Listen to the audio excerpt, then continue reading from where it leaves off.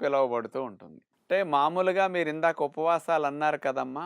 చాలా సాంప్రదాయాల్లోనూ క్రైస్తవ సాంప్రదాయం, హిందూ సాంప్రదాయం, ముస్లిం సాంప్రదాయం ఉపవాసాలున్నాయి. కానీ అన్నిటికంటే కఠోరమైన ఉపవాసం అసలు లాలాజలము కూడా మింగకూడదు. అంత నిష్టగా, కఠినంగా ఉంచేది ఇందులోనే. అవును. మరి అలాంటి ఉపవాసాలనేది ఆరోగ్య పరిరక్షణకు, ఆధ్యాత్మిక చింతనకు దృష్టిలో పెట్టుకుని పెట్టారు. కానీ అసలైన అర్థం అది. కానీ ఈ రంజాన్ మాసం ఫాలో అయ్యేవారు ఈ 30 రోజుల పాటు అల్లాని తెలుసుకునే ప్రధాన గ్రంథమైన ఖురాన్ ప్రతినిత్యం చదవాలి. రోజుకి 5 సార్లు నమాజ్ అనే పఠనం కంపల్సరీ చేయాలి. అంటే ఇది పాటిస్తున్నారు ఈ 30 రోజులంటే ఇది ఒక నియమనిష్ట అనమాట.